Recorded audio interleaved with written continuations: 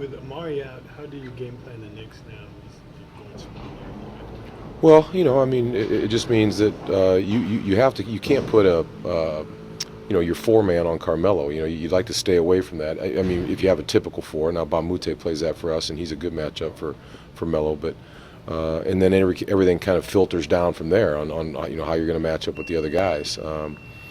They've gone small before, and we've been able to keep a little bit bigger lineup out there. Put one of our bigger guys on Fields, and just try to change ends with him and make sure we're trying to keep him under control. So we'll see. Like I said, hopefully we're not missing too many shots. But if we do, hopefully we're bigger and we can get on the board a little bit. Scott, how have you felt about the progress that Monte and Brandon are making together? I feel like they've played well together. Monte, he hasn't shot the ball well yet for us, but he's made some really good plays. He's played well in the pick and roll. He's passed the ball. We're better than average passing team. We move the ball well. He's fit right into that. But there's also moments where we're going to need him to step up and kind of exert his will on the game a little bit and score the ball. And but it's tricky. We make a trade with not a lot of games left, and a guy deserves a period of time to adjust, and we deserve a period of time to adjust to him, especially a guy as talented as Monte. At the same time, we got to win the game. So it's just one of those things that happens. With the understanding that no team plays like Golden State's played the last few years, has the lack of practice time hurt to install your or get him used to your system hurt? Actually, he and Ekpe both have been really good. They've been sharp mentally and picked up things. None of our guys, we're not playing the type of defense we would like to play anyway, and that's a big part of our system is executing on that end of the floor, and we haven't done that very well. We've been able to score a lot lately, outscore some people, and maybe what ends up happening tonight, we might have to outscore them. Coach, talk about with all the injuries this season, how this team has really been able to come together overall and improve, with all the adversity. Yeah, I mean, we're hanging in there. We've given ourselves a chance, and when we were 4-9 and 0-8 on the road, it looked like we were going to fall off a cliff. So the guys have battled back. Drew stepped in, Bogues went down, and has played very well for us. Ersan's having a career year. So we've played well enough to put ourselves in a position pretty quickly here. We're going to be under 15 and under 10 games left, and that's why tonight's game is huge. But we've given ourselves a chance at least, and now we'll see if we can capitalize on it. Talk about Ersan's versatility, how it's really flourished. Yeah, he's had a very good year. He shot the ball well from 2 and 3. He's rebounded it well. He has been a consistent defender for us.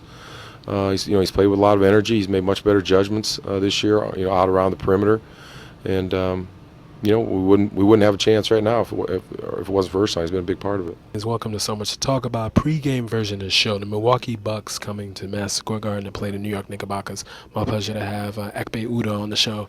Ekpe, want to say, definitely, you've made your presence on the defensive end already in this league. Talk about how your offensive game is going and how you're looking to keep improving and be more versatile as your career goes on. Thanks for having me, first and foremost. It's a deep pleasure. Yes, sir. Unfortunately, got traded. I was getting it going there before it happened. So now I just got to keep working. Understand the system that's put in front of me, and just keep getting better. Wow, and talk about, this is your first trade experience in the NBA. How was it for you in adjusting?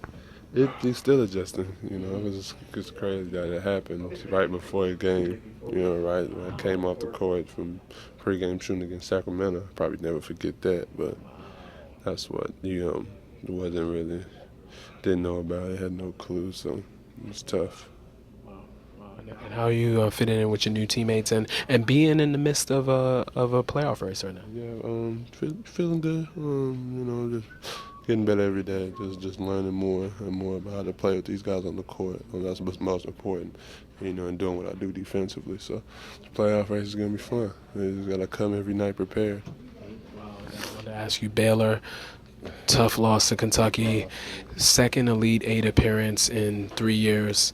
I know you wanting these guys to really make it to that Final Four. Oh yeah, man. But that Kentucky team, that's a tough team. If you notice through all the elite games, they were the only team that just said, yeah, we're going to the Final Four. We didn't jump around and go crazy after we won. So they're on a mission. I wouldn't be surprised if they win it all. Wow. Well, yeah, no, true that. And how do you feel like playing against your former teammate AC and Perry Jones and Quincy Miller in the league? You know they're gonna come to the next level. Yeah, they're gonna come to the next level. I mean, you can't wait. You know, hopefully, they all make the best decisions for themselves. You know, first and foremost. And then, hey, I'm gonna see them in the summer. Just wish them luck. You know, when you get on the court, it's business. That's right. If you have to knock them down, you have to do it. You gotta do it. You gotta do it. So, Ekpe, pleasure to see you once again. I remember seeing you 2 years ago, a year and a half ago before you got drafted. And congratulations on living out your dream and improving more and more. Thank you. Thank you very much. Thanks for having me. Thank you. I was excited. You know, I was excited to get out there. And just continue to keep us playing at a high level. Didn't think I had the best game of in my career. You know, probably the worst game I've had since I've been here, since I've been playing. But it was good to get those type of minutes and to get out there and just extend myself. And we played well as a team tonight. This was a gutsy win for us, and we'll take it. How do you feel physically? I'm all right. A little banged up, a little tired, exhausted, but it was good. As long as Jeremy's out, I'm gonna have to fill that void. So I'm gonna have to get used to these minutes, and it's just something that as we continue to play, I'll continue to get better. Make a big difference in the second half, holding them to 28 points. Just being active. Since coach has taken over, we've been very active defensively, getting deflections, getting the passing lane, and forcing teams to really play one-on-one isolation basketball. And if both teams play like that, I think that we get the advantage because we have a lot of one-on-one guys who can get shots. So we forced them into a lot of tough situations, and we didn't let them move the ball as well as they were in the first half. How much of that is Ellis and James missing shots, and how much of it is defense? Well, I think it's a combination of both. If they're missing shots, you're playing good defense.